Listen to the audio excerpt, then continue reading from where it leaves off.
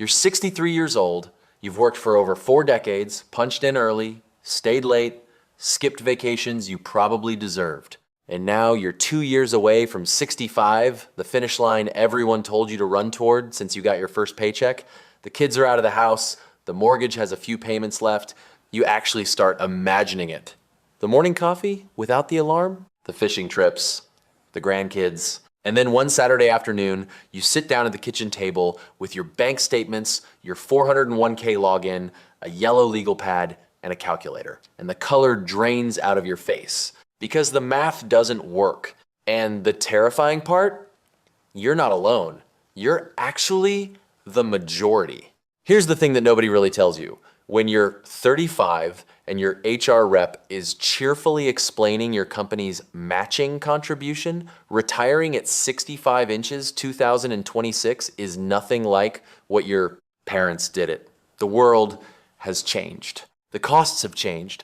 The rules have changed. And if you are still operating off the old playbook, you are walking into a retirement that is going to feel less like a reward and more like a financial emergency in slow motion. So today, we are going to do something uncomfortable but necessary. We are going to run the actual numbers. No sugarcoating, no but it depends cop-outs. And then, more importantly, we are going to talk about what you can actually do about it. Because if you're watching this, there's still time to act. The question is whether you will. Let's start with a number. And I want you to hold this number in your brain for a second. $1.46 million. That's the figure that came out of Northwestern Mutual's 2026 Planning and Progress study. What the average American says they believe they need to retire comfortably, and that number jumped by more than 15% in just 1 year. Up from $1.26 million in 2025 to $1.46 million in 2026. That is not a typo. In 12 months, the perception of what it costs to live comfortably through retirement went up by nearly $200,000. Why? Because people are watching inflation eat their fixed incomes. They're watching healthcare costs explode. They're watching their parents run out of money, and they are doing the math themselves. Now here's the gut punch. The median retirement savings for Americans aged 55 to 64, the people closest to that finish line, is $185,000. Not $1.46 million, not even close. The median, meaning half of all people in their late 50s and early 60s, have less than $185,000 saved. Half. And look, I know averages can be misleading, so let me make this even clearer. According to the Alliance for Lifetime Income's Peak 65 study, more than 52% of baby boomers turning 65 between now and 2030 have total assets of $250,000 or less. And over 11,000 Americans are turning 65 every single day right now. Every day. Which means thousands of people are crossing that retirement finish line with a fraction of what they actually need, and they are discovering that fact right at the moment when it's hardest to recover. That is the crisis no one is really talking about, and I genuinely want to help you avoid being part of that statistic. So let's do the math together properly, because most people have never actually seen the numbers laid out in front of them. Say you retire at 65. Life expectancy for a 65-year-old man right now is about 82. For a woman, it's 85. But those are averages, which means a huge chunk of you are going to make it into your 90s. So from a planning standpoint, you need your money to last at least 25 to 30 years. Think about that. If you retire at 65 and live to 92, you have a 7-year retirement. That's almost as long as a career for some people. Now, let's talk about income. The most common piece of advice you hear is the 4% withdrawal rule. The idea that if you withdraw 4% of your savings each year, your money should last about 30 years. So if you have $1 million saved, that gives you $40,000 a year from your savings.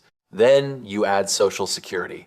The average Social Security retirement benefit in 2026 is about $2,071 a month. That's roughly $24,800 a year. So if you have $1 million saved and you get the average Social Security benefit, your total retirement income is somewhere around $64,800 a year before taxes. That sounds okay until you look at what things actually cost. The average annual expenditure for Americans 65 and older, according to the Bureau of Labor Statistics, is around $57,000 a year. Housing, food, transportation, healthcare. And here's the thing, healthcare alone is going to do more damage to that budget than most people expect. Medicare Part B premiums in 2026 rose nearly 10%. Meanwhile, Social Security's cost of living adjustment was only 2.8%. So before the average retiree even cashes their check, their Medicare premium is already clawing back a significant slice. Research from the Center for Retirement Research at Boston College found that Medicare Part B premiums as a share of Social Security benefits has now hit an all-time high, nearly 9.4%. And when you factor in all out-of-pocket medical spending, the median retiree is left with only about 71 cents on the dollar from their Social Security check after healthcare costs. Let that land for a second. You get a raise from Social Security. Medicare immediately takes more than a quarter of it. And you haven't even gone to the grocery store yet. Now let's go back to the person with $185,000 saved, which again is the median for people approaching retirement. Using the 4% rule, that's $7,400 per year from savings. Add the average Social Security benefit of about $24,800. Total income, $32,200 a year before taxes. In an economy where the average retiree spends $57,000, that's not a retirement plan. That is a financial survival situation. And I say that not to scare you, but to be real with you. Because here is what actually terrifies me. Not the math itself, but the fact that so many people don't know this math until it's almost too late. Or they know something is off, but they keep saying, I'll figure it out later, and later keeps becoming later, and suddenly they're 63 sitting at a kitchen table with a calculator. Now look, if you're watching this and you're 40 or 45 or even 50, this is actually good news. Not because the situation isn't serious, but because there is still a meaningful runway to change the outcome. And if you're already in your early 60s, there are still levers you can pull. They're just different levers. Let me walk you through what actually moves the needle. The single most powerful thing, and I mean this, the single most powerful financial decision most Americans can make around retirement is deciding when to claim Social Security. This is not boring. This is worth tens of thousands of dollars over your lifetime, possibly more. Here's how it works. If you claim Social Security at 62, the earliest you can, your benefit is permanently reduced by up to 30%. Let me say that again, permanently reduced by up to 30% for the rest of your life. But if you wait until 70 to claim, your benefit grows by 8% for every year past your full retirement age, usually 66 or 67 depending on when you were born. So by waiting from 62 to 70, you can nearly double your monthly check. Not figuratively, literally close to double. Now, I know what some of you are thinking, but what if I die early? And look, that's a fair question, but statistically, if you make it to 62, your life expectancy at that point actually increases significantly. You're probably going to live longer than you think. And a bigger monthly check that lasts for 30 years is almost always worth more over a lifetime than a smaller check you start collecting earlier, especially when healthcare costs are going up 10% a year. If you can keep working, even part-time until 70 and delay claiming Social Security, that single decision alone can dramatically change your retirement picture. This is not a small tweak. This is restructuring. Now let's talk about the other side of the ledger, what you spend. Most financial planners use what's called the replacement ratio. The idea that in retirement, you need about 70 to 80% of your pre-retirement income to maintain your lifestyle. The logic being that you're not commuting anymore, not saving for retirement anymore, maybe your mortgage is paid off. That sounds reasonable on paper. But here's what it doesn't account for. Healthcare inflation, which historically runs at 2 to 3 times the general inflation rate. It doesn't account for the fact that retirees actually spend more in the early years, the go-go years, when they're healthy and active and finally have time to do all the things they put off. It doesn't account for what researchers call longevity risk, the real possibility that you will simply outlive the money. This is why healthcare costs in retirement are the hidden variable that destroys most retirement plans. Fidelity estimates that a couple retiring at 65 today will need somewhere around $315,000 just for healthcare costs in retirement not covered by Medicare. That is on top of everything else. Over $250,000 just for medical stuff.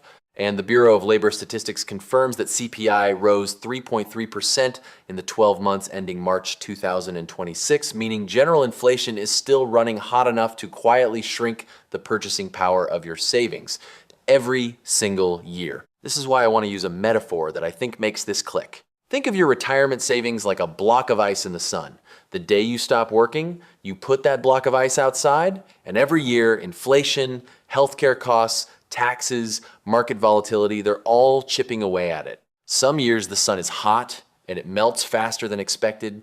Some years a cloud rolls over and things cool down, but the ice is always melting. And your job from the moment you retire is to manage the rate of melting so that the ice lasts as long as you do. The bigger the block, the longer it lasts. But the block can also melt slower if you're smart about shade. In other words, tax strategy, spending sequencing, healthcare planning. Most people only think about how to make the block bigger. Very few people think about how to slow the melt. Both matter equally. So what are the actual actionable moves, especially if you're in that danger zone of 50 to 65 and feel behind? First, max everything out right now. For 2026, if you're over 50, you can contribute $32,500 to your 401 CAC. That's the standard $24,500 plus an $8,000 catch-up contribution. And if you're between 60 and 63, Congress gave you a gift through Secure 2, a super catch-up contribution that lets you put in up to $35,750. That's almost $36,000 in a single year into a tax-advantaged account. If you have the income and you're in that age range and you are not maxing this out, you are leaving a tax break on the table that most people don't even know exists. Similarly, for your IRA, you can now contribute up to $8,600 in 2026 if you're 50 or older. Second, and this is one people hate hearing, but it is mathematically undeniable. Consider delaying retirement even by 2 or 3 years. Not forever, not until you're 75, but from 65 to 67 or 68. Here's why this works so powerfully. Every year you delay retirement, you are doing 3 things simultaneously. You're adding to your savings, you're not withdrawing from your savings, and you're allowing Social Security to grow. It's like compound interest, but applied to your entire financial situation. 2 or 3 years doesn't feel significant, but in the math, it is a completely different outcome. Third, get honest about where you'll live. Location is one of the biggest variables in retirement math and one of the most underused levers people have. The minimum savings needed to retire at 65 inches, Hawaii is $2.2 million. In Mississippi, it's around $700,000. Same retirement, same lifestyle, dramatically different price tag. I'm not telling everyone to move. I'm saying that if you're approaching retirement with a gap in your savings and you're sitting in a high cost of living area, the geographic lever is real and it works. Downsizing your home, moving to a lower tax state, or even considering certain international destinations for retirement are all moves that serious retirement planners look at not as last resorts, but as strategic advantages. Fourth, and this one is perhaps the most psychologically important, stop thinking of retirement as an on-off switch. The data increasingly shows that the rigid model of work until 65, stop completely is going away. And honestly, it's going away for a reason. 41% of Americans in 2026 say they plan to work during their retirement years. And for millennials and Gen X, that number jumps to 50%, half. But here's the distinction. Working part-time or consulting during retirement by choice, because you want to stay mentally active and supplement your income, is completely different from being forced to work because you have no other option. One is freedom, the other is a trap. The goal is to have enough that if you choose to work, it's a choice, not a cage. And here's something that I think is genuinely underappreciated. For a lot of people, especially those who haven't saved enough, part-time work from 65 to 70 combined with delaying Social Security until 70 is actually one of the most powerful retirement turnaround strategies available. You cover your living expenses with earned income, you let Social Security compound, you let your existing savings continue to grow, and when you finally flip that switch at 70, your income floor is so much higher that the math actually works. It's not a failure. It's a strategy. Now, I want to end with this because I think it matters. The reason most people don't fix their retirement problem is not because they can't. It's because the gap between where they are and where they need to be feels so enormous that the brain just refuses to engage. It's easier to not look. It's easier to say, I'll figure it out, and close the laptop. I've seen it happen to genuinely smart, hardworking people. The psychological weight of a $1.46 million target when you have $185,000 saved is so crushing that instead of making a plan, people just go numb. But here's what I need you to understand. You are not trying to close a $1.26 million gap in 1 year. You're trying to make the next decision better than the last one. Max the contribution this year. Delay the Social Security claim by 1 year. Research what it would cost to live in a different city. Open the Roth IRA before the tax year ends. These are not massive leaps. They are small, consistent course corrections, and in financial planning, small course corrections over time produce dramatically different destinations. Think about a ship leaving New York for London. If the captain adjusts the heading by just 2 degrees, the ship ends up in a completely different country. Your retirement is the same. You don't need a revolution. You need the right 2 degrees of adjustment consistently applied. The math is terrifying. But it doesn't have to be your math. The numbers I showed you today describe what happens when people do nothing. You're already doing something, you're here, you're paying attention, and you're thinking about this clearly. That puts you ahead of more people than you might realize. Now go adjust the heading,